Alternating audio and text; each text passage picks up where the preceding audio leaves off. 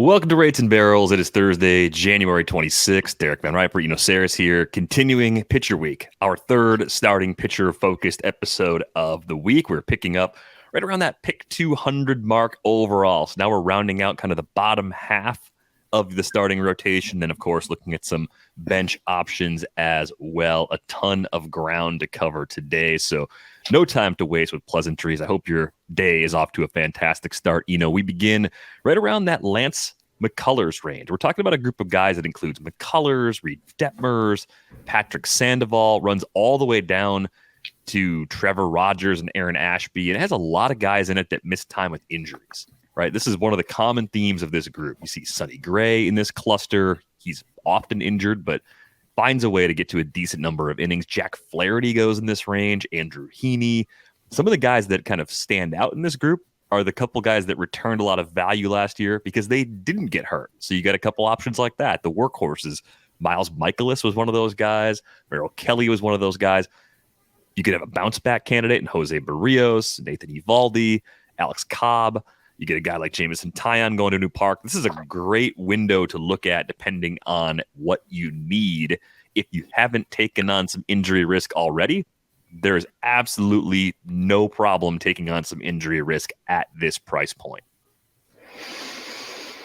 Yeah, I'm fascinated by this tier because I want to say no thanks. This is where I begin to. There's that Drake meme where he's like, no thanks, all filled up. But if you don't get someone in this tier, then you're doing a pretty stars and scrubby kind of approach because it's a large tier, B, one of the last tiers where you have the confluence of like good performance and a role, right? Like all these guys have a role.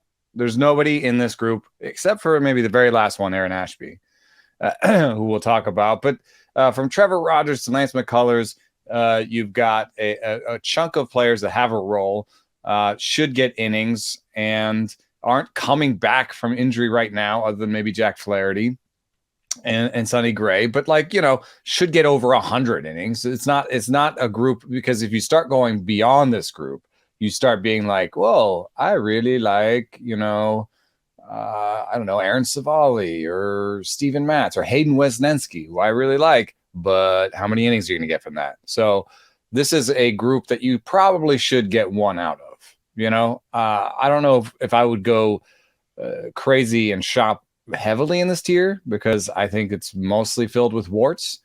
But there are definitely players to like in here, and I think you need to get at least one out of this tier. Yeah, I think at the early part of the window, Reid Detmers is pretty interesting just because of the slider that he brought back after he was demoted to AAA last year. It seemed like he was just a different pitcher from that point forward. Hitters will have seen it a little longer. They'll have had a chance to possibly adjust. So the projections maybe haven't caught up to the pitcher he became late in the year. A 4.65 ERA, a 1.34 whip from steamer. That seems kind of aggressive in the negative direction. So I think as I look at the early cluster, he's someone that I think is under projected at least. Maybe there's some concerns that the innings, because of the 6-man rotation, the Angels stick with that. The ceiling's a little lower, but again, you're not really worried about volume in this range. So I kind of believe in what we saw from Detmers in the second half, and I'm glad it doesn't take much of a premium to get there. I feel like every year when we talk about starting pitchers, there's some version of the question, what exactly is Jack Flaherty at this stage? Like, what does he bring? He's been so injured that I don't know if we have an accurate snapshot of what his arsenal actually is at this point. He seems like a guy that's really important to watch during the spring, just to see where the velo and spin is on his entire pitch mix, because we've seen so little of him. Yeah, it was fun. One fun thing about Detmer slider went from a 111 slider in the first half to a 125 stuff plus slider in the second half. So he definitely made a big change there. Unfortunately, if you're looking at his overall, stuff plus or his overall model numbers on my rankings or whatever, you'll see that they aren't amazing just because it doesn't really love his other pitches. So you can manually upgrade that stuff plus to something closer to 100. And then I think you're hoping for good location, which might make sense. He changed his slider in his second year with that slider. Maybe he can command it better. So as much as Detmers is not loved by the model, I tried to push him closer to where his projections were, maybe even a little bit higher, because there are certain things I like about what he does. Flaherty is super boomer bust for me. And one of the ways that you can see it is in his fastball stuff plus when he came back. He had one outing where he had a 104 stuff plus, and then another with a 111, and then right after the 111 an 89 stuff plus. So he was pretty up and down with the four-seam fastball, and I think that's pretty important for what he's doing. I'm guessing that the model calls his slider a knuckle curve. That was fairly up and down too. So those are his bread and butter. And if he's up and down on his bread and butter, I'm thinking I want more information. I'm not going to draft him until I know a little bit something about his strikeout rate in the spring, his velo in the spring. Until then, there are other guys in this group that have similar upside that aren't coming off of as devastating injuries. If you want somebody with a great fastball and a great secondary who's in a great park, Edward Cabrera, that power change of his is pretty amazing. Where do I have him so much further down though? Why do I have him? Do I? No, I have him ahead of Jack Flaherty. I don't have Jack Flaherty high. But Edward Cabrera, 105 stuff plus, poor locations. You're hoping for slightly better locations in his second go round of the league. There's some arsenal tweaks he could make. He is, I think, the guy in this group that probably has the most upside. Maybe him and Detmers, maybe McCullers if he puts together a full healthy season again. But Cabrera has, I think, maybe the most upside in this group. I'm going to shock the world with what I say next, but the pitcher that I have ranked quite a bit higher than you and quite a bit higher than the market in this range is the last guy in the cluster. Yes, it is another Aaron Ashby. It is Aaron Ashby. I know you've got questions about his hold on a role in the rotation. I know with the addition of Wade Miley, there's one more guy who just seems like he could really only be a starter on that staff to help chew up some innings. Aaron Ashby had 4 pitches last season he was throwing that had CSWs, called strike and whiff rates, above 30%. How many guys do you think have that? I don't have the answer, but I imagine it's a very short list of guys that have that many pitches that worked that well. I think there may be only a handful of guys whose results were as far away from how good the stuff and the underlying numbers were last season. The ERA was bad. The whip was bad. The record was trash. Everything on the back of the baseball card for Aaron Ashby looks awful. I do think it's fair to have some questions about how they're going to use it. Is he going to be used like a traditional starter from start to finish all season? It's worth asking, but I think he would also be a very high upside sort of player for me in this range. I'm actually surprised that he's not going closer to the likes of Cabrera and Detmers. And again, like maybe there's some concerns beyond workload that you want to put out there, but I think people are overlooking him a little bit. I think this is where the source of our ADP matters a lot. The source of our ADP, for anybody who isn't sure of this, is the NFBC, which is the National Baseball Championship. It's a fantasy baseball championship. It's a for-pay, model where you have a 15-team league and it's not a keeper, right? And you have a very short bench. And so I think when you're talking about where someone goes in that format, you're talking about, can I play him in the first 3 weeks? Especially when you're talking this late in the thing. And so my rankings do have a bias towards that format. More and more people are playing it. It's the highest stakes. My rankings for sure don't say dynasty or keeper on them, right? So I have a bias towards who can help me now. This is a redraft. These are redraft rankings. These are redraft conversations we're having, unless we label them otherwise. Aaron Ashby as a keeper is very interesting. In keeper leagues with deeper benches, very interesting. In deeper leagues with deeper benches, very interesting. But in a more shallow league situation, I put him next to Hunter Brown, Luis Ortiz, Tyler Megill, Tanner Houck. these are guys who I really like the stuff, but I don't know if they are starting the season in the rotation. And I think it matters because in the 80s, I have someone like Ryan Nelson or Kyle Bradish or even Corey Kluber or Graham Ashcraft. I'm definitely not more excited about Corey Kluber than I am about Aaron Ashby. Let me just put that out there. This is not an ELO ranking. This is not a like Eno excitement ranking. Like I'm not. I'm more excited about Aaron Ashby than I am about Corey Kluber.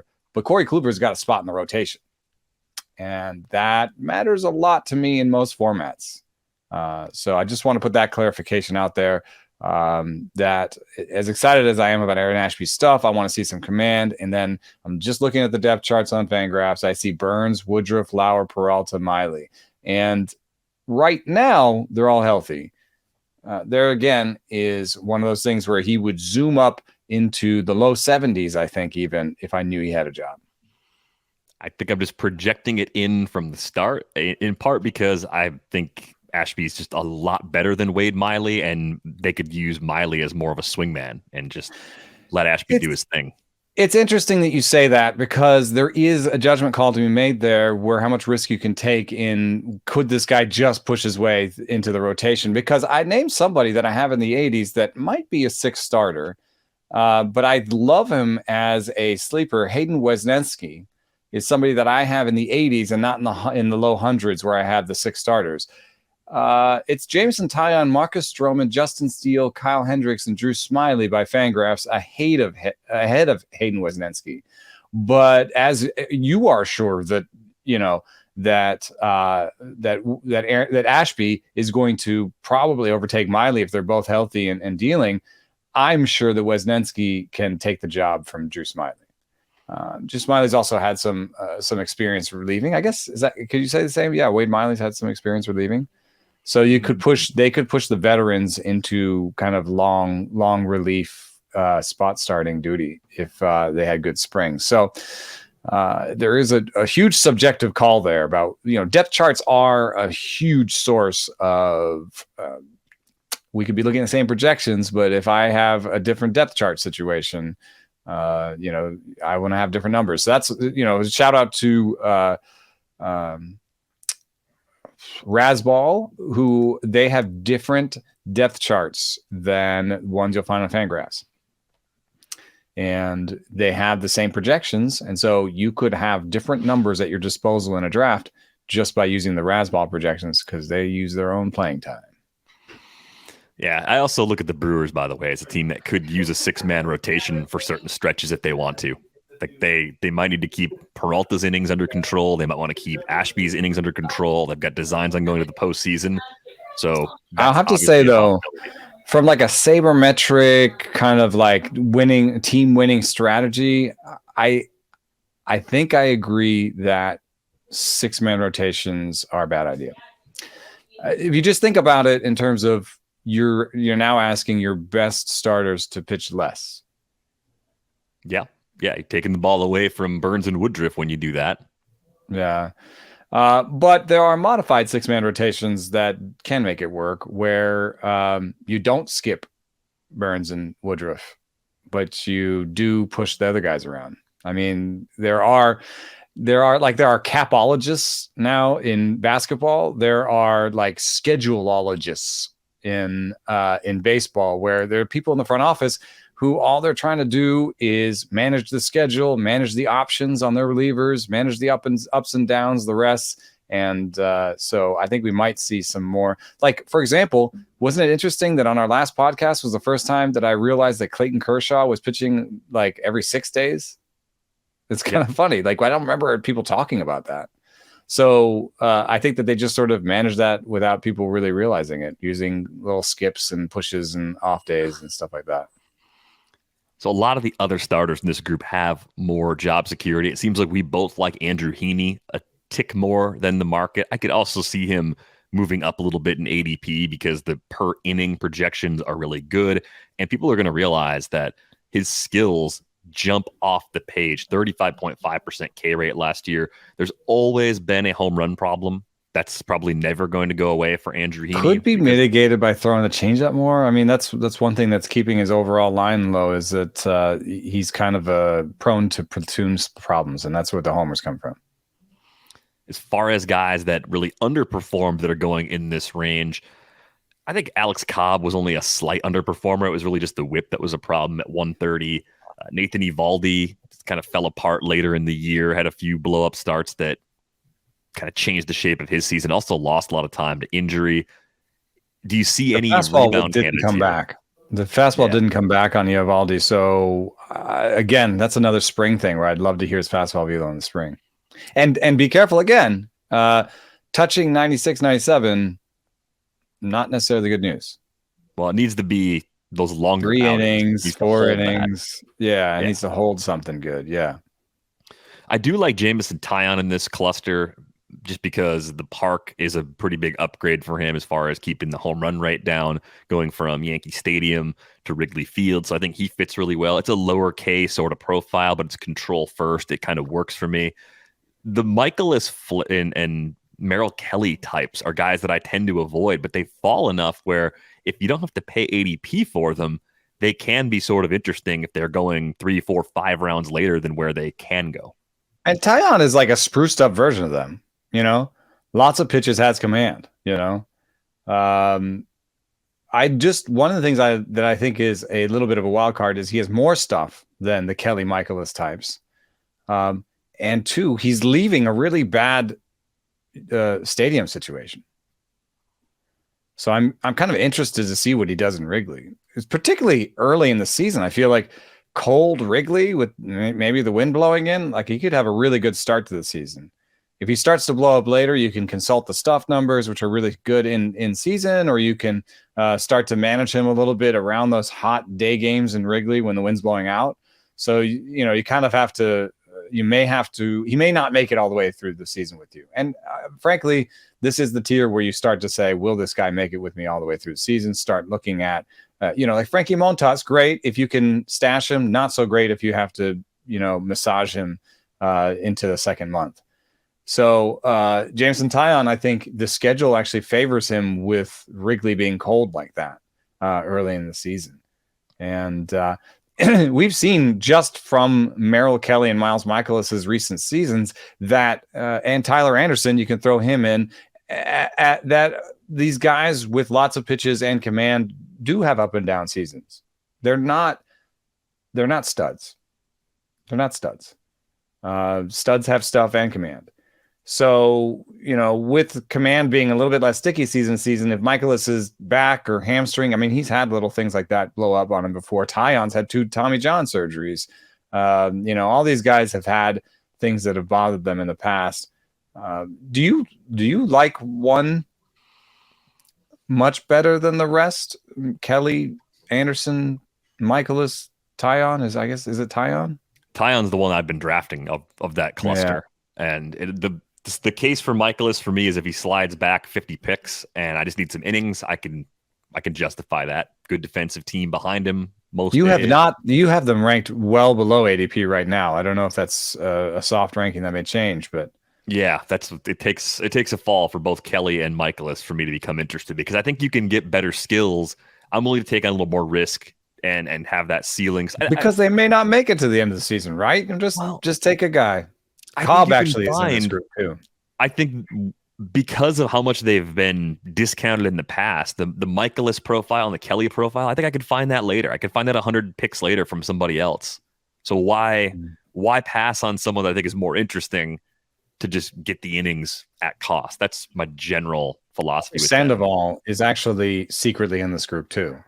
So I wouldn't trust him as a big stuff guy that is definitely a stud. Sandoval is closer to being a guy that has multiple pitches and command than anything. Stripling belongs in this conversation. Is he the one that falls the furthest? He goes outside this group. Yeah, he goes closer to pick 300 so far. But I think that'll change over time. And yeah, I think that's going to change over time. And really, I think you're well served with just bunching those guys. I think they're a good group. Do you know that that command predicted innings per appearance better than stuff? I think that makes sense. Strider is someone who you're likely, even when he's going well, he might just do 5 innings because you don't necessarily want to put a 2-pitch guy in the 6th. High stuff, high stress guy in the 6th, or 7th. So, I think these guys are pretty good for innings. Obviously, they have different amounts of health problems and such, but I would put this group together: Taillon, Kelly, Mikolas, Anderson, Stripling, and I'd like to get one. I would like to get one. I would like to pay less than everybody else and get one. And a lot of these guys do slide a bit. You're talking about your 5th or 6th starting pitcher in many instances. I am curious if you're buying a rebound from either one of José Berríos or Trevor Rogers, because those are 2 guys that carried top 100 ADPs a year ago, and now they're outside the top 200. With Berríos, I don't really think there's a whole lot of job security concerns at the beginning of the year. I guess you could look at Trevor Rogers and maybe tell yourself the story that the Marlins have some competition for some rotation spots, and if he's Rogers, struggling, he could maybe get bounced from the rotation. But I mean, the Marlins have like Yuri Perez, and like the Marlins. He's also, I know this for a fact, being shopped pretty hard. I guess that might be good news because that means other teams are interested in him, and if you traded for Trevor Rogers, I don't feel like you put him in your bullpen, right? No, he's a starter for you if you're trading for him. That's what I think too. So I know that people from different, I've heard from different organizations that they're looking at Trevor Rogers. So and honestly, they were checking my model, asking what my model said. So I would like to say that Berríos and Rogers have a little similarity, actually, in that the model said that nothing was wrong, while it's that this is fine meme. You're with right. the coffee. My model is like drinking the coffee and saying this is fine and everything's on fire around. I mean, in the second half, Trevor Rogers' fastball forcing fastball stuff plus went up, and his forcing fastball it did not do well. I'll get the numbers while I'm talking, but it wasn't doing well for him, even though and it even thought his slider stuff plus was getting better. And let me see here. Last year, Trevor Rogers on his four-seam fastball had a 303 batting average and a 546 slug, 12 homers. Youch! My model says it's fine. On Berríos, there's a little bit of this thing where he's a one elite pitch type guy, where the stuff plus looks good, and it's mostly because his curveball is rated really highly. His fastballs are not rated highly. So as I've been ranking, I've been putting fastball stuff plus as a separate column, just to kind of get a sense, especially when I'm doing relievers right now. It gives you a really good sense of like, Ryan Presley's overall stuff plus still great, right? Well, remember that whole, like, he was falling apart and the velo was dropping. Guess what? His fastball stuff plus is the lowest of his tier. When those come out, I think it'll probably be Monday, but we'll podcast tomorrow about them. Anyway, fastball stuff plus is important. Berríos' fastball stuff plus is not amazing, and his command fell off a little bit on the pitch. So both these guys have seen their fastballs get hammered. They still have good secondary pitches, so I'm going to draft them. I'm in on these guys, especially here in the 5th, but I like them a little bit more as upside guys I might drop quickly. I want to treat them as bounce back upside, maybe like a Flaherty type, where it's like, if things are going well, like this guy could be a 2-3 for me. Yeah, I'm into that. I want to pay 5-6 prices, and I would like to pair them with one of the guys we just talked about. Yeah. How much sense does that make? Take a steady Eddie who's at least going to give you some innings and put him together with one of these volatile guys you might drop. So I like a little bit of this, a little bit of that sort of approach to building a staff, and it kind of makes sense if you're looking at the ADP here to take different shots. If you take Aaron Ashby, take Ross Stripling. That makes a lot of sense to me. Yeah, I think with Berríos, you're getting someone who will likely throw more innings than just about everybody who's going to go later. He's an interesting guy because he's innings and upside, but I have to tell you, if you're in an only league, that's a little rough. I mean, I did do well in labor last year with him as on that squad, but I had to swallow all whatever of those innings. I don't even want to look. I'm not looking. It was bad. It was bad. If you had to leave him in the lineup, it was very, very bad. I think I am more likely to have Berríos than Rogers of the two, but at the same time, I don't know if either of them is actually a must-get sort of player in this range. It seems just like an appropriate discount based on the seasons that they had. If you were into Rogers, you could just take. I mean, it's a little difference in ADP. It's a difference of 30, so it's about a round.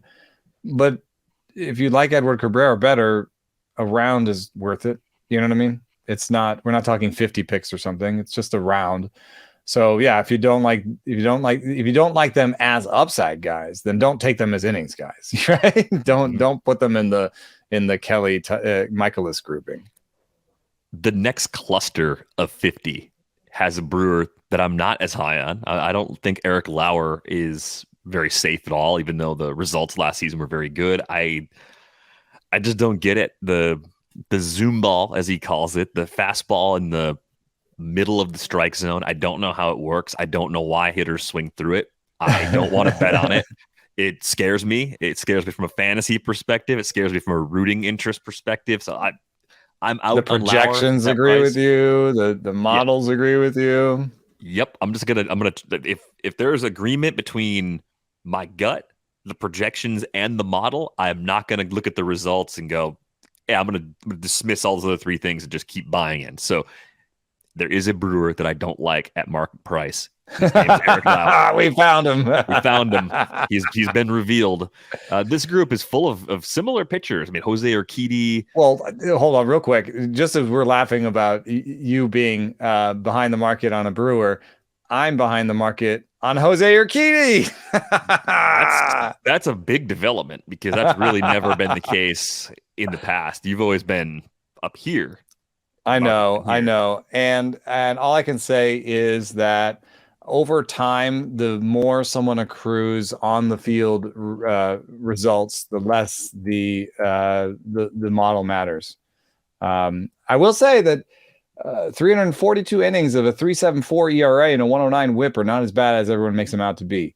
However, the lack of strikeouts are a fantasy category.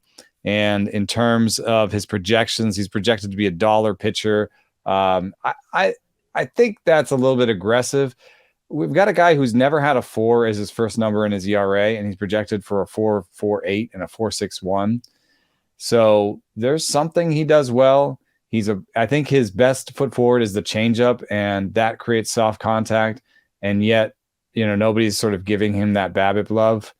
I actually am pretty close to ADP. What do I have him? I have him at 78th, and he's going 73rd. It's like, I basically have an out OP. So back to your scheduled conversation. I think he's more oatmeal than we hoped. That's all. And oatmeal works in this range. If you want the right team context, you have it. It's but so mostly funny. You're looking for something fun in here, aren't you? I mean, yeah, probably, depending on how much fun you had in the last couple tiers. You may be looking for it. It's all about balance. It's all about making sure you've got the right combination of what you're looking for. Because Marcus Stroman goes in this range. He seems a little underdrafted to me. It's all the same things we were saying about Taillon. Like, most of those things are true about Marcus Stroman too. And here he is around pick 280. Yeah. And he's a multiple pitch guy with decent command. And, it's weird to say this about a guy who's been in the league that long, but there's still kind of little tweaks. There are still, I think, things he could figure out in using his pitch mix. And I think there could be a great season in there. I think he's secretly belongs in that kind of, in that Mikolas Kelly grouping, but he actually has a really good stuff number, Marcus Stroman. I think when I watch it, I believe it, right? Like it's not something that doesn't pass a sniff test. In fact, if I had never told you anything about the Stuff Plus model, if you just watched Marcus Stroman and José Urquidy, who do you think would have better stuff? Probably Stroman. Yeah, and he does, but by 0.1. Yeah, it's not by much. Yeah. I think if I'm going to do something and feel sexy in this group, it's Michael Kopech, Roansy, Contreras. I just said that very white. I'm sorry. Roansy, Contreras. Is that better? I don't know. Those two, and maybe Tyler Mahle, which you have to actually emphasize the whiteness when you say. Mahle, like rally, it says on the pronunciation guide. So those three just stick out for me in terms of, having interesting arsenals, the possibility for something we've never seen yet, right? In terms of this whole group, maybe Bailey Ober, those are the guys that could put together 150 innings of number 2, number 3 type stuff, in terms of results, and we haven't seen that yet. So those are the guys. That's where I would go in here, because now we're talking close to your 6th starting pitcher and a bench guy who I just want to take a look at. I want to take a look at him. Maybe the deeper the league goes, the more I go towards like a Stroman or a Tyler Anderson. But the shallower league goes, the more I want Contreras, maybe most of all. Yeah, totally agree as far as who I'm taking those chances on structurally. 10 and 12 team leagues, I think you find, if you don't find Stroman himself, you find pitchers like him available on the wire. Last year, Miles Mikolas would have been available on the waiver wire in a 12-team league, right? You can get those guys early in the year. So if you're drafting early, take a chance. See what happens with some of the high ceiling starters if they break camp with regular rotation spots. We know innings are going to be managed carefully with a guy like Roansy Contreras, right? It's happened before. How the Pirates get from point A to point B with their innings this year is a true mystery to me. I know, because of the, I love Luis Ortiz, like I said too many times, and everyone's going to snipe on me. But he's on the outside looking in because they got Rich Hill and Vince Velasquez. But no one ever said they got Rich Hill and Vince Velasquez and put a period on the end of that sentence. Yeah, they're just done. They're totally set. No, here's what I like about Luis Ortiz, and this is something that kind of connects to what we were talking about at the end of the last episode with Grayson Rodriguez.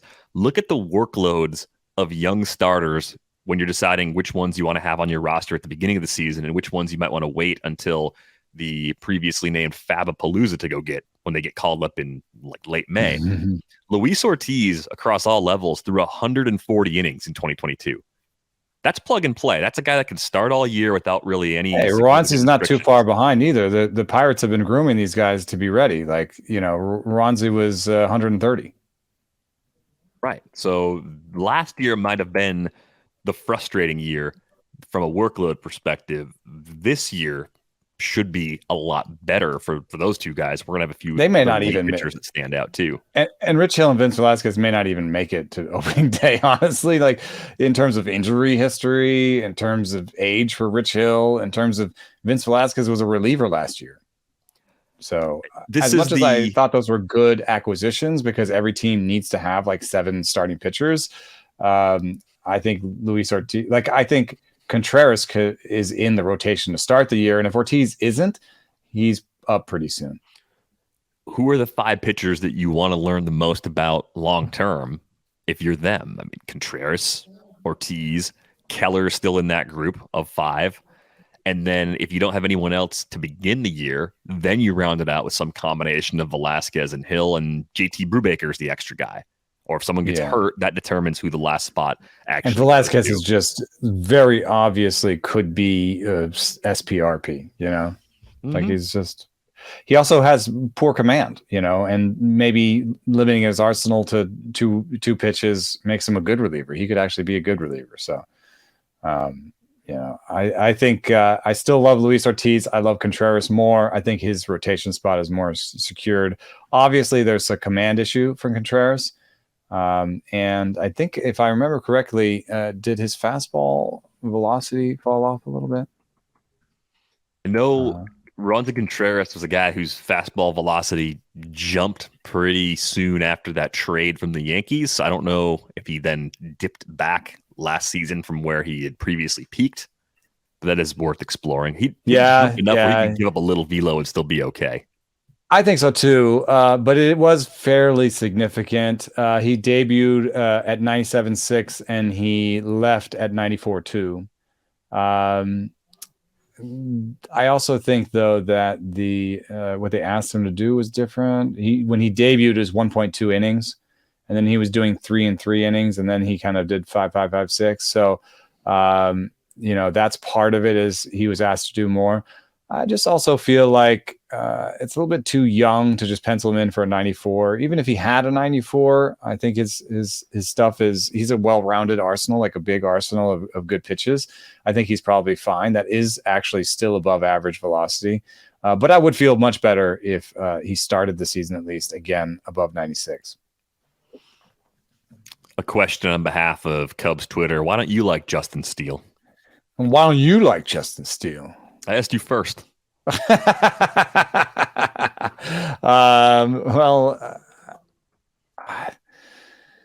113 stuff plus slider, 91 stuff plus four seam, 62 stuff plus changeup. There's nothing else in the arsenal. It's just the slider. That's the problem. Yeah, it's just a slider. And people can get by with a slider, but this isn't necessarily an amazing slider. Tanner Scott had a better slider just around him. I'm looking. Julian Merriweather, Eric Uelman. I don't even know who that is. Clark Schmidt had a better slider. Ryan Thompson. I don't know. It's a good but not elite slider. It's not like we got Corey Kluber out here, making everything work off his slider. It's a good slider, and the rest is Yeah, projections don't suggest that we're wrong either. I'm just out on Steele because I can find other pitchers I like that go in this range. There's two guys on new teams that go late in this cluster that I could see creeping up over the course of draft season. Zach Eflin, his projections are actually pretty good, going from Philly to Tampa Bay. I realize he's had a lot of knee issues over the course of his career, so there is legitimate innings risk there. And it's not a crazy high K profile, but we've talked about the possibility of a couple of adjustments he could make back when the Rays signed him, and the multiple year commitment they made to him was pretty surprising. So I tend to believe they see something in Zach Eflin they feel they can elevate, and I'm willing to buy into that. I'm willing to buy in blind on improvements with him, but I'm also willing to do it with Noah Syndergaard. And it looks like you're a little more comfortable with Eflin at price than you are with Noah Syndergaard at price. To me, it looks like Syndergaard's someone you're staying away from right now. I think I was a little unfair to Syndergaard. Just looking, I have 6 starters ahead of him. Guys I are almost on do not draft list for me, and I think that's a little aggressive. So I just hand change my rankings a little bit and put Noah Syndergaard right next to Tyler Anderson at the back end of the 90s. That's still not going to get me him in most leagues, but I do think he's basically the new Tyler Anderson, right?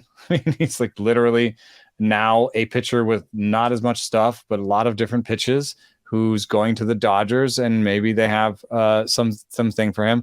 I will say that we redid the model to tweaked it a little bit, and his stuff plus dropped to 88. So it might be even worse than we think. On the other hand, Syndergaard has said publicly, I need to get back to where I once was, and maybe he's more dedicated, and maybe he can get that velo back. So it's Tyler Anderson, where Tyler Anderson also had a really great year for the Dodgers, and Syndergaard could too. I just don't want to pay.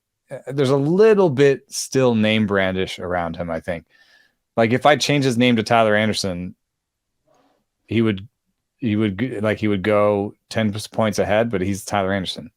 Well, I think compared to where Tyler Anderson was being drafted last year, you were paying a little more for Syndergaard. Tyler Anderson might have been a reserve pick in a mixed league. That's what I'm trying to say. You're still drafting Syndergaard as one of your last starting pitchers, but I also think because we'd seen previously really good levels from Syndergaard, it's actually kind of justified. I think the reason, as you point out, the reason to be a little skeptical is that the fall off was significant. He wasn't 85% of the guy he used to be. He was like 45% of the guy he used to be in terms of the arsenal that he brought to the table. He lost a lot of velocity, so he needs to get at least some of that back if it's all going to come back together. It's just blind trust in the org, though. They've done it time and time again with broken pitchers, guys much less talented than Syndergaard, and they've been able to get really good results. So I think it's a risk worth taking in this range, because now you're talking about not only do you have guys in this cluster who don't miss a lot of bats, you have little reason to think they've changed anything. At least with Syndergaard, you know that he's kind of looking at this as tear it down and start over sort of season. Right. Yeah. Eflin, though, there's a little bit of a park factor thing that I like there, going from Philly to Tampa. And just his stuff was 97 instead of 87. So if I want a guy with lots of pitches going into a new situation, wouldn't I take the guy with the 97 stuff plus? Like he could jump up to 103. Is Syndergaard going to jump from 87 to 103 stuff plus next year? Like it would be one of the bigger stuff plus changes in my model in history. So I like Eflin there a little bit. And although my ranking is very close to, I like your ranking though.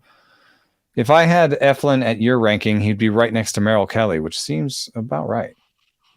And I think when you look at Kelly often going 50 picks earlier, that's why I'm passing on Kelly. I see Eflin. I see like the floor is the same and the ceiling might be higher. So let me get the guy that might actually do more. Kelly, I think, is more of a, we know what we're going to get. This is it. This is the best we're going to probably see from him. Michael Kopech goes in this range. I don't know what to do with him. Health is a major question. It's just a big health dart. I honestly, like with the stuff like that, and even that location is really bad location. I'm sure that was related to his knees. I think he has bad knees. I think it might be bone on bone, which that's bad for someone Kopech's age. Yeah. It's not necessarily going to go away. Surgery on his right knee in October. Right meniscus. I think the problem is that if the walk rate was that high and the stuff is that good, the K rate has to be better. So I can't get past that. I know the results were okay. Mid-3s ERA, 119 whip. That's all fine. But it kind of feels like he got lucky with the results based on just where the skills were at. And that plus health, I'm not interested in that, even though there's plenty of talent there. Yeah, I am. Mostly because I want to take him in leagues where I have an IL stash. I'd almost be rooting for him to take his time, and I can put him on the IL and be doing other stuff and get a look at him before I activate him. I love that. That's like a Yahoo thing, by the way. I love to have guys on my IL that I'm just stashing there that I get, a week of looking at them, on the IL. It's illegal, kind of. It'll get you slapped in some circles. Yeah, don't do that in Tommy Pham's league. Oh no! The most ridiculous story. It really is. But in any case, in a little bit less likely in NFBC type formats, but still kind of likely because Kopech is kind of a fun name. I'd love to put on my bench, and then if the location stuff does take 400 pitches. 400 pitches is only like 4 or 5 starts. So if 3 starts in, the location plus is bad and the walks are bad. Vaya con Dios. Senor Kopech. I see the ceiling. I'm just going to take a chance on someone else's ceiling instead of Kopech's for the skills and health risk combo that he is working through right now. The only other stuffs anywhere close to him in this range are Urquidy, Stroman, and Contreras. Just I would say take one of those. Yeah, I like Stroman and Contreras consistently ahead of Michael Kopech in his current form. Urquidy maybe a little more of a toss-up, but I've got Urquidy ranked ahead of him too. So last of the cluster for me. If you go beyond the top 300, it's just dart throwing time. It is. So I go up. No. Yeah. No. Yeah. No. I thought you were doing the Mick Jagger bit there. No.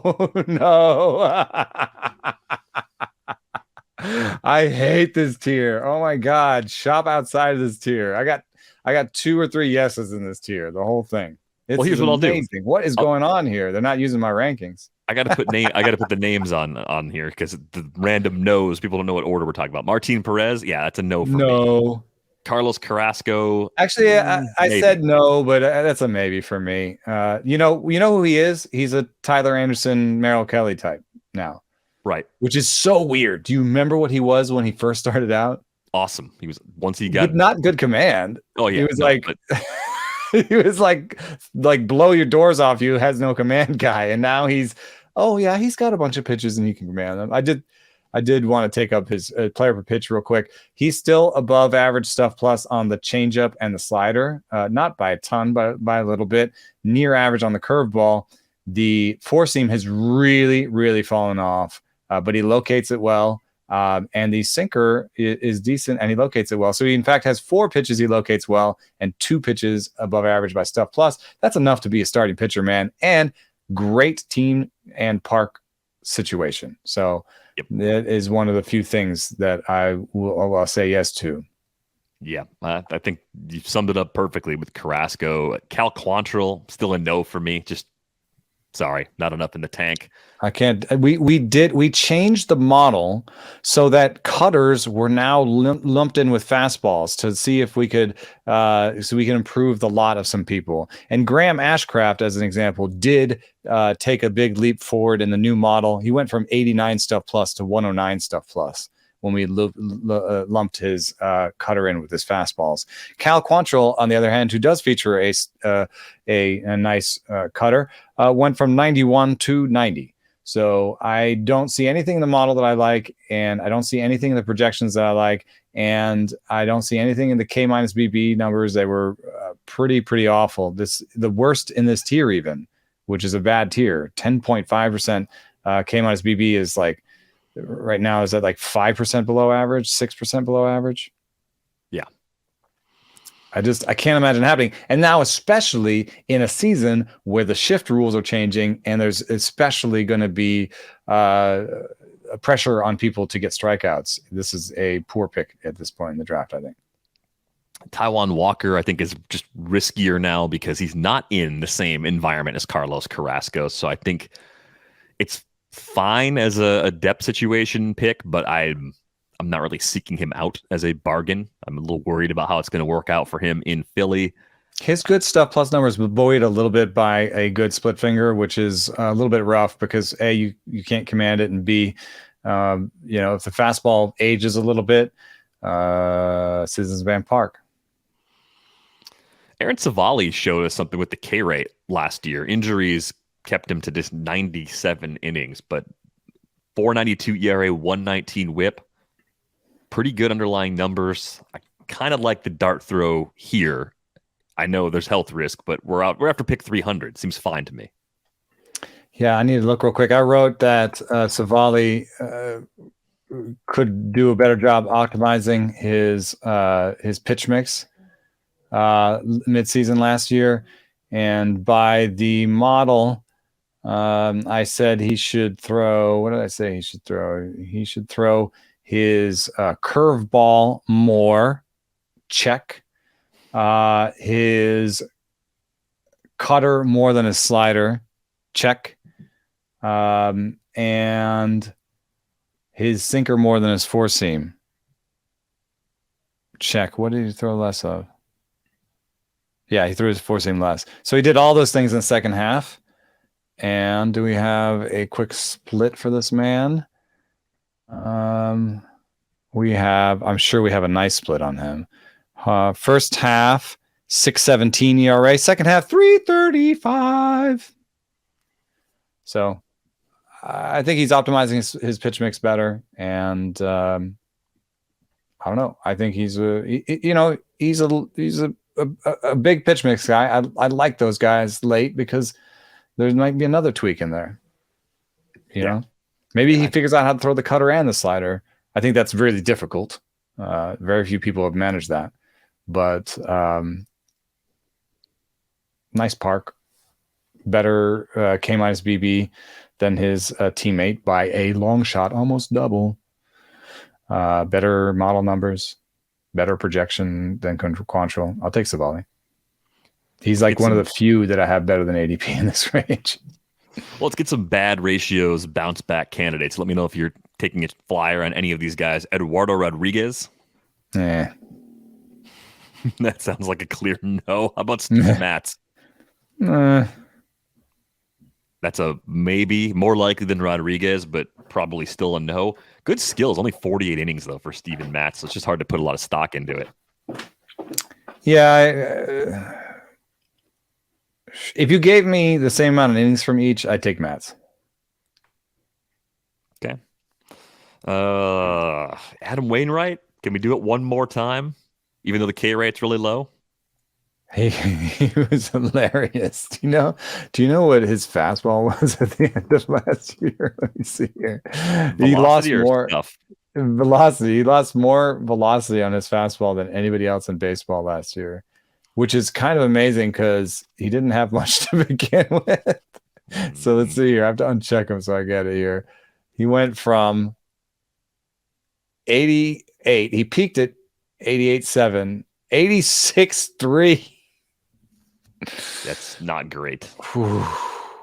I mean, yes, I like him. He's another place where you look at the Stuff Plus. You go, oh, that's a nice Stuff Plus. He has a 145 Stuff Plus curveball. Right? So that's really pushing his overall Stuff Plus up. And it's a really bad fastball. So if you have that fastball Stuff Plus column when you're making your rankings, you're not gonna push him too hard. I have him 3 above ADP. I think he's draftable. I think I would love to put him on my team and see what the fastball velo was in spring, or learn about the fastball velo in the spring. And, if he's clearing 91 or 92, I think he can make it work. So he may just throw as hard as he can for as long as he can if it's his last season. So it's a maybe. It's he's one of the, I think in this group, I have 3 guys that are above ADP. Carrasco, Wisniewski, and Wainwright. You do have Wainwright barely above. Civale, you get a little further above. Yes. Yeah. Wainwright's more just like, it's fine if you're just chasing some innings really late. But you're going to be careful about the usage. You're not just throwing him out there against anyone and everyone all the time. Like, would you throw him in Atlanta at the beginning of the season without really knowing where everything is? No. There's also, Civale's also moving up in my rankings a little bit. Does not having Yachty behind the plate change anything for a guy like Wainwright too, given how much time they logged working together? Given that amazing Katie Wu piece too about how well they know each other. Yeah, and I think Wilson Contreras is fine and everything, but that's just a very different thing for Wainwright to have, not having Yachty back there. Yeah. All right, young pitchers, rookies of interest going late. I actually think both of the 3 of the young Arizona starters are pretty interesting flyers. Brandon Pfaadt, who didn't debut last year, I think is pretty fascinating. Ryan Nelson, who debuted last year and had some pretty good numbers in your model, goes very late, around pick of 500. And even Dre Jameson, I think, is kind of intriguing. The problem is this is a more challenging rotation to fit those guys into than you would expect. Because Zach Gallen's got a spot, Merrill Kelly's got a spot, Madison Bumgarner's got a spot. So maybe 2 of them get in. They also have Zach Davies there. That was a weird signing, a little bit of annoying signing there.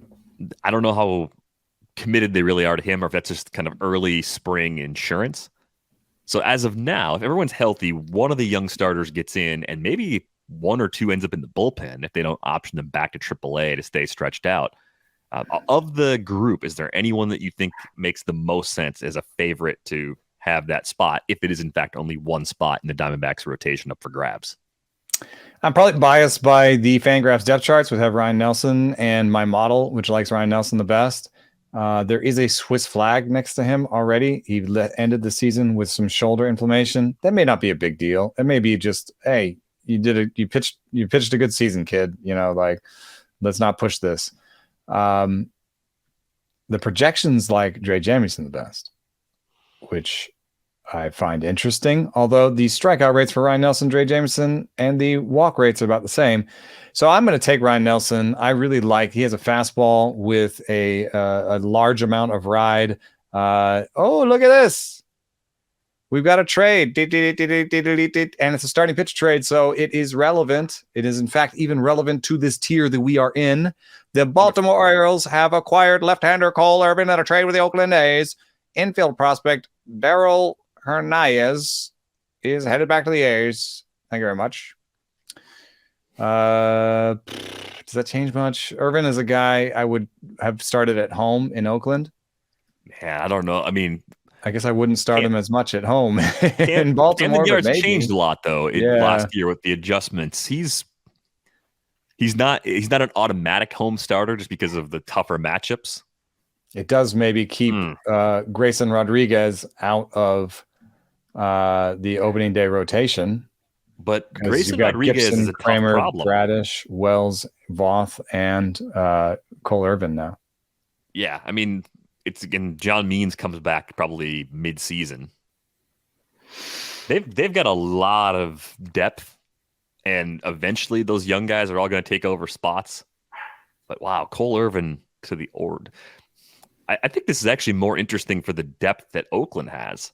You take Cole Irvin off of their depth chart, it opens the door for guys like Kyle Muller and Ken Fujinami Waldachuk. was the thing. I think they kind of promised Fujinami a shot in the rotation.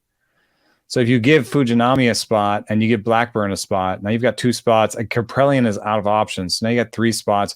Ruzinski was signed to a major league deal. He could relieve, but that's 4 spots. So Irvin would have been 5, and you wouldn't have had any chance for Waldachuk, Muller, Sears, or Adrian Martinez to make the team. You know what this trade does for me? Bump your Waldachucks. Yep, he's in this conversation as far as your rookie pitchers going late that you. And I just bumped him down because he was in my group of young pitchers that I like that have jobs. And I was like, he doesn't have a job. So I'm going to bump him right back to where he was. And he's in the low 60s with Ryan Nelson, Michael Kopech, Edward Cabrera, Roansy Contreras, Kyle Bradish, Graham Ashcraft, Hayden Wesneski. I just gave you all my sleepers. I just gave them away for free. Why did I do that? Yeah, you're a nice person. There's more in there. 123 and 2/3 innings. I think if I'm doing the math right on the fly, Waldachuk pitched for 4 different teams because he was traded and pitched at 2 AAA affiliates and then debuted in Oakland. So plenty of room for innings from him. We've seen good strikeout rates in the minors. We've seen an improving walk rate as he's advanced as well. If you'll throw Cole Irvin against just about anybody in Oakland, you'll throw Ken Waldachuk against anybody in Oakland. I mean, that's a good group of skills that has a good bit of ceiling. You know, he reminds me a little bit of Hunter Brown, where everyone said his command was really, really bad, and he comes up and puts up, near average to above average locations. I mean, a 98 location plus is not a problem. Edward Cabrera had a 94, and that might not sound like a big difference, but in location plus, that's a huge difference. We're talking 93 and 92 are like the bottom of location plus, right? Mm-hmm. So, the spread isn't as large. Kopech 95, that's bad. David Peterson 94, that's bad. Ken Waldachuk 98, not that bad. Maybe he has a 3.7 walk rate or something. It's not undoable, and good stuff. And a large collection of pitches. Seemed pretty refined. Very nice guy when I talked to him. Seems like he's dedicated to his craft.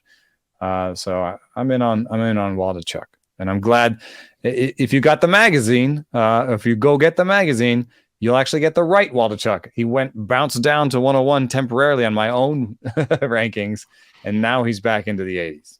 Yeah, The Athletic made a fantasy baseball magazine for this draft season, so be sure to pick that up wherever you might see it available. How about Andrew Painter in Philadelphia? At the back of that rotation, you got Nola, Wheeler, Walker, Ranger as the first 4. Bailey Falter, there's nothing guaranteed to Falter as far as having a hold on that rotation spot. So if they think Andrew Painter is ready, maybe he's the guy. There'd be some management of the innings. You look at the workload last year, it was 103 and 2/3 innings for Painter. So you're probably looking at 140 or 150 with breaks with an eye toward the playoffs potentially too, or maybe a relief role in the playoffs. But stuff could be really good. Unfortunately, I think one of the easiest ways to manage innings like this is to also manage service time.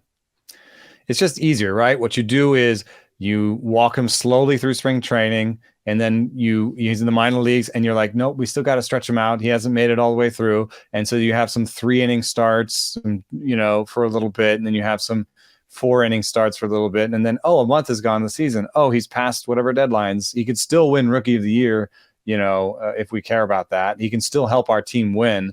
But Bailey Falter, you've been okay. You faltered a bit. Sorry. And and Painter is one of these prospects that sometimes you talk to and like the tone changes and it's like they get a little bit hushed and it's like, oh yeah, he's a dude. So I think he might be a real dude. I ask analysts, I ask scouts, I ask people around the team. They think he's going to get a real long amount of playing time with this season with the team. And he may even be worth trying to nurse along in an NFBC format where he's your final pitcher and you're just going to hold him there as long as you can and hope for some good news after 2 weeks. Hunter Brown goes more like the 250 range. A lot of these guys are well after 300. So what do you think about Hunter Brown's path to a rotation spot for the Astros? Yeah, I give you my capsule on, with the Waldachuk, kind of what I think of him. Great stuff, better locations than people think. I'm into him. He's a virtual mechanics clone for Justin Verlander. Unfortunately, they have 5 guys. They have 5 real guys in front of him. That means he will likely, I think, 6 starters average 75 to 100 innings. On the depth chart here, they only have 56 for him. I think that's low. So 7,500 innings of really good work, and maybe he takes someone's job by the second half and into the playoffs. But it's not obvious who they would be if that team is healthy. Whose job is he taking? Urquidy's. No, yeah, it's Urquidy. I think, but Houston's 6 starters been a great. They almost traded him last year. They'll trade him again. It's been a perfect spot to just throw someone on your roster, see what could go right, and sometimes it happens pretty quickly in the beginning of the season where someone goes down with an injury. McCullers' injury history, unfortunately, is a pretty extensive one. So between Urquidy and how they use him in the postseason, McCullers' injury history, I think you can justify Hunter Brown, even though he goes a little earlier than some of these other names we're talking about, because the situation is a good one if he lands in it. I have a little mini grouping of 6 starters I really like at around 100, and he's right in there. The other prospects, there's a couple groups. There's Yuri Perez, who you mentioned earlier, and Ricky Tiedemann.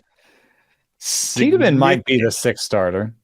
Significant innings concerns, though, not unlike Grayson Rodriguez, but the good news is they go a lot later. This is, if you're going to take a chance on a guy that may only throw 110 regular season innings this year, I'd at least wait as long as possible before throwing that dart. The shape might be different, right? Like, the Marlins, if Trevor Rogers is hurt, are going to throw Braxton Garrett, not Yuri Perez. Right? Yeah, and Perez, he's so young. He'll turn 20 in April. There's so many reasons not to play him, not to rush him, not to anything, So I don't know. Who was the other name? Yuri Perez and Ricky Tiedemann.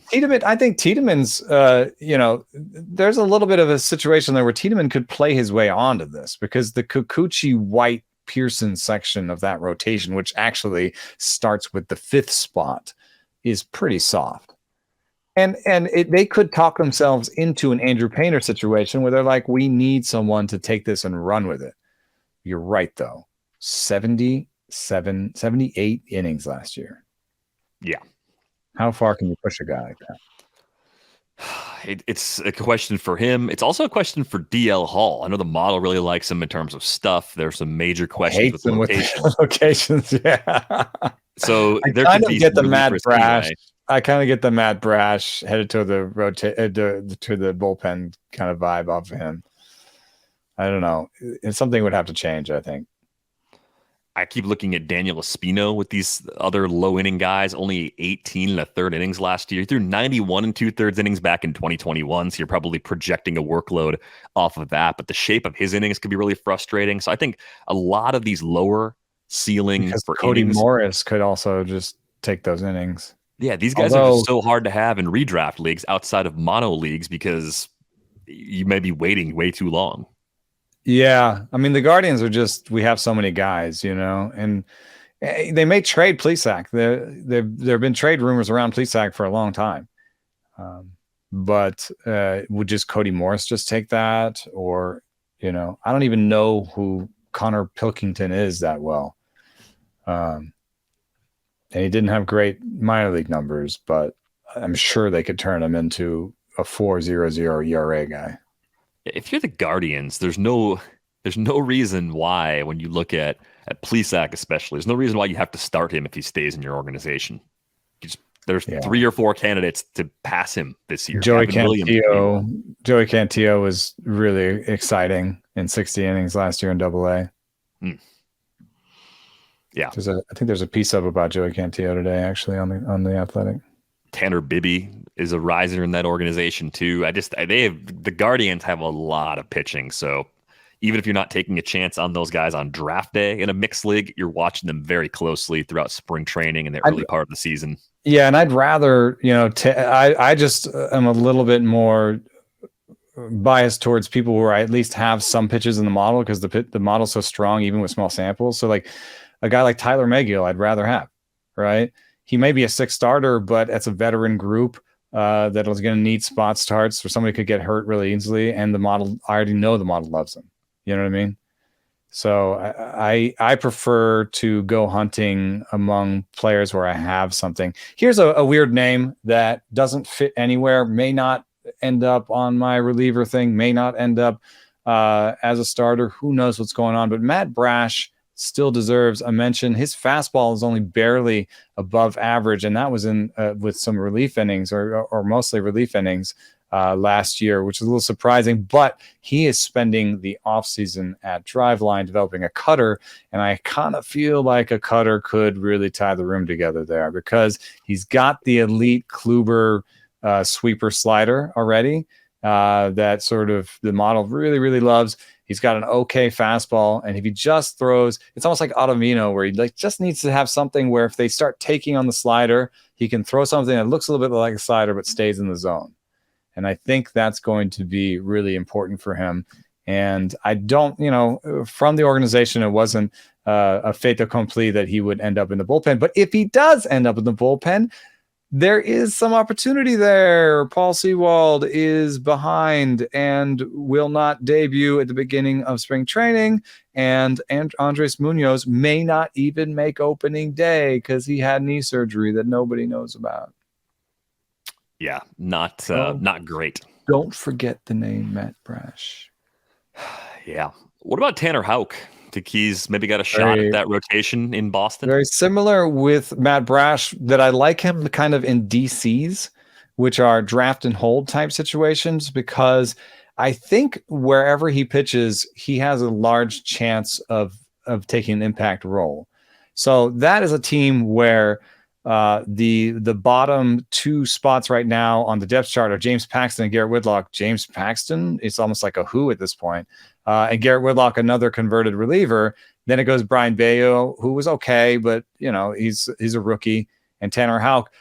But also in the bullpen, Kenley Jansen is the slowest reliever in baseball. He's going to have to get used to the clock, and maybe that manifests not in how things happen on the field, but maybe that manifests in an injury for Kenley Jansen.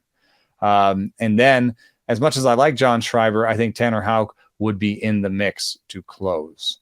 So a little bit of a very late draft and hold type situation. Otherwise, a watch and see.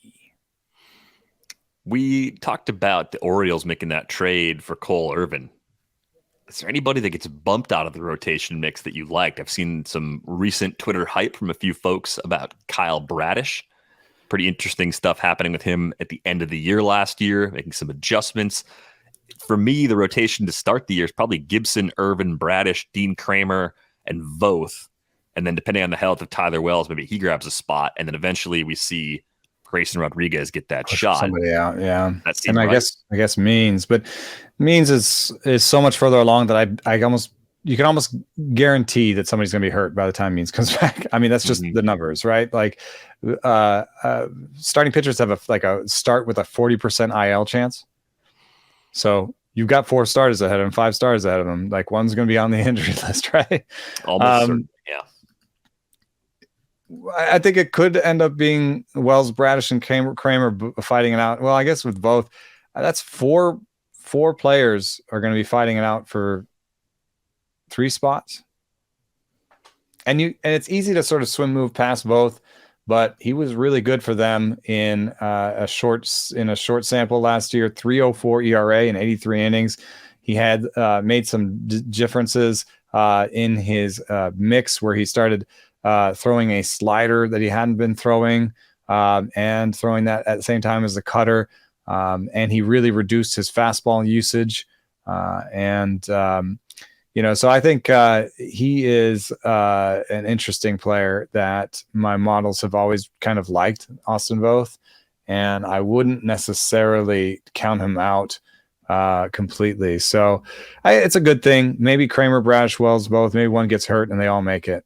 Wells did finish the season with some injury to his shoulder. So that I guess he would be the last among that group in terms of likelihood of innings. I like them. There's something that I can tell myself that I like about all of them. The model really likes Wells. The model says that Bradish's slider is amazing. I think that you can see it. It's an elite slider that he's trying to figure out how to make everything work around it. Dean Kramer is just more kind of oatmeal-y, but he's not terrible. I guess I would say Voth is the last of the four, if they're all healthy. Just to get back to a few more prospect names before we say goodbye. I realize there are some late pitchers we're just not going to get in this episode. It's impossible to put everyone in there. Deep sleepers. Or like a Q&A or something. Yeah. I was wondering about Kyle Harrison before, and I think this was really early in draft season before Minaya and Stripling ended up in San Francisco. It seemed like they really needed Kyle Harrison prior to adding both of those guys. But when you consider Alex Wood and Anthony Desclafani, their injury histories, coming off of season-ending surgeries, no less, maybe there's a path for Harrison. It was 113 innings last year, reached Double-A, was missing a ton of bats. I got to think if the Giants have some designs on going to the postseason again, they expect Kyle Harrison to log at least some, if not a lot of innings in San Francisco this year. I agree. There's also some politics going on here, some internal pressure in the organization. They have started to feel, inside and outside the Giants. There's been the feeling that the player development system has not been clicking as well as they'd wanted. It's more obvious on the hitting side where a lot of their top hitting prospects have taken steps back. But even on the pitching side, there have been sort of rumors that things aren't going as well as possible. They lost Matt Daniels, who was a rising star in pitching circles and was one of their, I don't know exactly what his title was, director of pitching of some sort. He's in high demand, even though he left the Giants. So I think there's a lot of pressure on Kyle Haynes, who's the farm director there, to produce something of value this year. And so he's going to be pushing internally, I think, for Kyle Harrison to get a lot of innings this year. And then just seeing from hey, this is a team that could, with sort of average-ish projections and a bunch of Merrill, Kelly, Tyler Anderson types in the rotation. Could we maybe put a guy in here that could be a legit 1-2 along with Logan Webb and get more mileage out of this team? Is he one of the few young players that's ready for the big leagues who has star value? Could we just do this? Could we just put him in there because we need something? So I think as the season goes on, more and more pressure to see him, and I would give him 75 to 100 innings this year in the major leagues, I think. Let's take a look at the Dodgers for a moment. They've got a couple of prospects moving through that system. Shocker. Gavin Stone and Bobby Miller are probably the two that are the most intriguing. We've talked about Ryan Pepio in the past as a guy that you just don't see it working out for because the control is not there. If anyone in that rotation goes down, Kershaw, Urias, Gonsolin, May, Syndergaard, tons of injuries up and down that group, one or both of those younger guys should get an opportunity. So do you have deep mixed league interest in Stone or Miller, or are they still more mono league and draft and hold type players for you? I don't know. I was just looking at Stone versus Michael Grove, and Stone seems ahead not only by where he's played, but some killer K minus BBs. Last year in Double-A and Triple-A combined, basically 35% strikeout rate and a 9% walk rate. That's not maybe amazing control, but that's amazing stuff. So I would expect his stuff plus numbers to be through the roof, and I don't see the same walk rate softness that I do with Pepio. The command grade from Fangraphs was a 45-60. So I do think Gavin Stone is one of the better names on this list. In terms of the depth chart, you're talking about Kershaw at any moment. could go down for a month as he did last year. That's a huge opportunity because I think you'd rather not spot start your way through that. I think you call somebody up and say, you got a month, kid. In terms of injury, I think Urias and May are in good spots in their careers and surgeries and stuff to be okay. But even May, maybe they don't push him very hard. So Syndergaard is nearing the end of his Tommy John honeymoon. And there's some possibility there.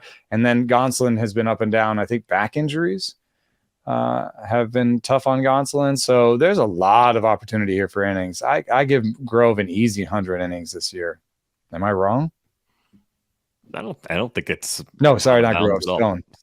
Yeah. He had 100. He had 106. No, he had 131 last year. Yeah. So I think a bigger part of taking flyers on rookie pitchers comes down to cumulative injury risk in the organization with the starters ahead of them on top of their skills and their actual readiness. So your own bench depth in your league. Right. That's how long really you can carry them between those stints. Like if Gavin Stone comes up for 3 starts and then goes back down, can you manage to hold him till the next time, or is he just back on the waivers? I think when the price is almost certainly going to be last 5 rounds of a 30 team or 30 round 15 team. You're hoping for a spring training injury. It's okay. Yeah. You're hoping for the early injury and then you just got to let him go if he doesn't get that shot right away. In a draft and hold later on, you're like, hey, this guy's going to pitch some, at some point he'll be useful to me. Right. Stack up a group of guys like this and just hope that the timing works out. Some are up early, some are up in the middle of the season, some might be up later. I think that can definitely work. Taj Bradley is the last name I wanted to get to today because I would say the Rays also have some elevated injury risk. Glasnow, having come off of Tommy John surgery, might have less risk than Shane McClanahan in this moment. We did get some pushback. That was, I think, the Glasnow pushback online was warranted, and we should acknowledge it. And one thing is, yes, he has a Tommy John honeymoon, which usually lasts sort of 3 to 4 seasons.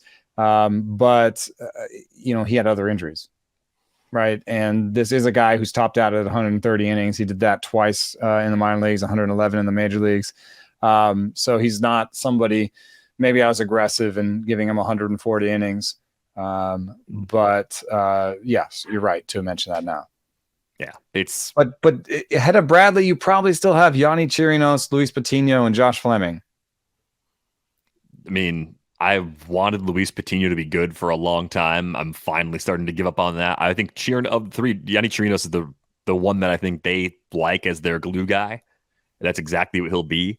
But if there's a longer-term absence there, and it's certainly possible with this group, given McClanahan, Rasmussen, Eflin, and Glasnow and stuff they've dealt with, I think Bradley could leap those kind of more ordinary depth guys because I'm not sure he's got anything left to prove in the minors. He made 12 starts last year at Durham. He was pretty young for the level, got good results there, 3.66 ERA, 119 whip, good control, had a little bit of a home run issue. So that's kind of the only short-term skills flaw I've seen, but I think he's basically ready as soon as they have an opportunity. And well regarded in the industry, and somebody that teams were looking at in case they were going to trade, and definitely a name that is well respected in the industry. I don't have stuff numbers in front of me. And I am a little bit nervous, not only about the home run rate going up in the second time at AAA, but also the strikeout rate going down. 59 innings with an 8K9. I want to know more. I think what we'll need to see is probably a consistent third pitch from Taj Bradley. I think once we get that, we could see that K rate tick up a little bit more. And that might be the thing he's focusing on this offseason through spring training into the early part of the year with a return to Durham as well. That's going to do it for the 3rd episode of Pitcher Week. Questions are always welcome at Enoceris, at Derek Van Riper on Twitter, rates and barrels at theathletic.com. If you'd like to shoot us an email, I know there are veteran pitchers, young pitchers, lots of guys we still didn't get to. We'll try and get to those on future episodes. Yeah, we could have like a mailbag sleeper, by request episode. Yeah, I think there's room for that. Yeah, we could do like pitchers and hitters one week. Yeah, definitely doable. So be sure to send us questions if you'd like to get in on that. If you don't have a subscription to The Athletic, you can get one for $2 a month for the first year at theathletic.com/rates and barrels. Pitcher week continues tomorrow as we come back with our closer preview. Thanks for listening.